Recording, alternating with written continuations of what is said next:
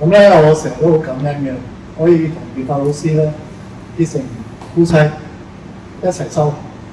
點解？因為住埋一齊啦嘛，所以每一日咧都有好多機會咧係大家去體驗、去互動。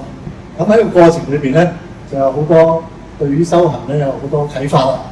咁其中一樣嘢咧，我覺得我好佩服妙法老師嘅咧，就係佢喺中心經常講，然之後翻到屋企咧都係身體力行做嘅，就係歸位。咁所以咩叫歸位咧？咁啊，請妙法老師嚟講就最好啦。請。非常之感恩啊，俾我有機會分享下。我經常咧都會提醒我自己，如何做好呢個領航嘅，帶領啲弟子啊同生活，把佛法用喺生活之中。當然啦，自己要做到先。如果自己做唔到，你做唔到，你要求別人去做，係冇可能。咁可能我都好感恩，我能夠好早就遇到佛法，好早就明白到佛法就係生活之中。咁我亦都係人哋嘅仔女嚇，咁亦都係人哋嘅媽咪，而家亦係道子嘅太太。咁我一路以嚟喺個修行之中咧，好感恩我能夠好早學習法。如果我冇遇到佛法嘅，或者遇到咁多嘅善知識，我今日做唔做得到咧？我答你係有啲難。講就可能好容易嚇，但係能夠真係明白到呢個道理，能夠喺生活之中睇透悟到，係唔緊要，係確實需要係實修嘅。咁樣成立咗妙法禪修中心之後，我經常咧亦都時時提醒我自己，點樣能夠做到完全身教咧？自己如果做個師傅、做個老師，我都做唔得到。我喺個台上話俾人聽，你哋要回歸當下，把佛法用喺生活之中，要歸位啊！呢個係冇可能。咁我好感恩所有弟子同修俾機會我去做好呢個角色。咁我成日都係翻到嚟中心，我點樣能夠把所有嘅弟子有緣嘅同修變為家人咧？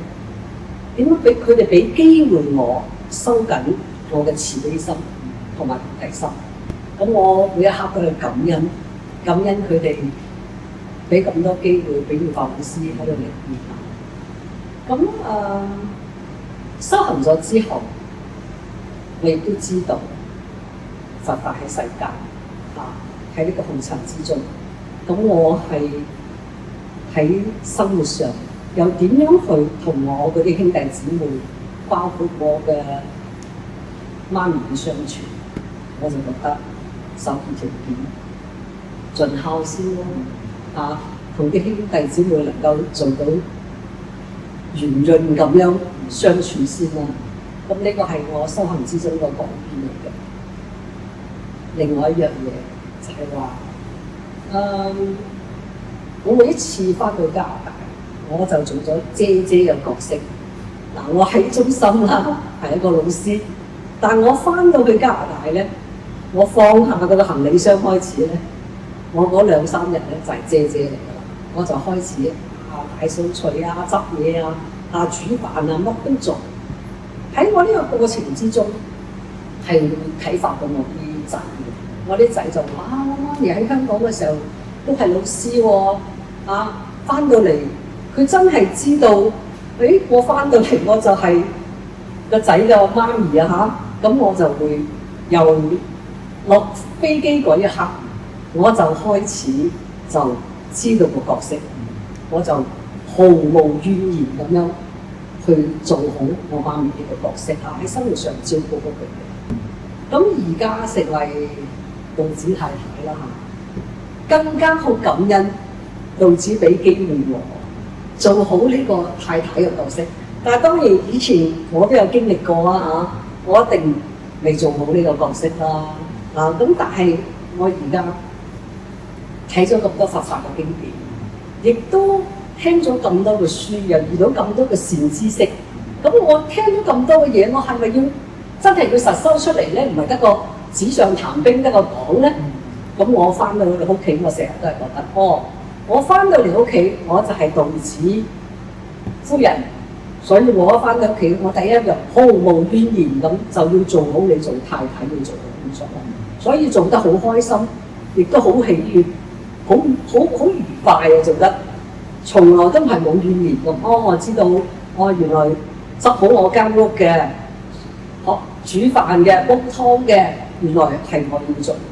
當然啦道子亦都係一個好先生，我哋兩個可能真係好感恩，因為我哋兩夫妻都喺度實修，兩夫妻都明白到大家能夠有緣相遇下喺呢個紅塵之中能夠結為夫妻，第一個要感恩神嘅加持下，第二個就係俾機會我哋大家嚟修包容心，所以我哋兩夫妻喺呢樣嘢都係比較和諧協調啦，亦都講係知道大家都係喺度喺紅塵之中修啦，點樣修好個家，能夠帶領中心啲同修一齊令到大家好多家庭喺我哋中心而一齊修行，一齊活出自在嘅人生，明白今生我哋嘅生命有咩意義，係咪枉費此生呢？定係好圓滿咁樣大家嚟了呢個善緣呢？所以咧，我老師其實係我可以100%同大家證實頭先妙法老師講嘅，一翻到屋企就歸為真係100%係咁樣嘅。咁妙法老師喺中心就係當家啦、老師啦。大家翻到屋企咧，隻腳一踏入間屋咧，佢衫都未換咧，已經開始做家務。咁所以咧，我真係好感恩佢真係將呢一個以身作則，即係將呢個歸位咧做到一個好好嘅例子出嚟。咁亦都即係讓我知道，其實歸位係有幾咁緊要。因為咧，就係因為妙法老師經常講要歸位咧，我更加明白其實點解我哋學佛成日都講當下係最緊要。點解咧？因為歸位其實其中一個好重要嘅元素咧，就係你知道喺每一個當下你應該做乜嘢。咁所以喺呢個當下，你知道你個位係一個老師，咁你就做好老師嘅工作。喺呢個當下，下一個當下，你知道你係一個太太，咁你就會做好太太嘅工作。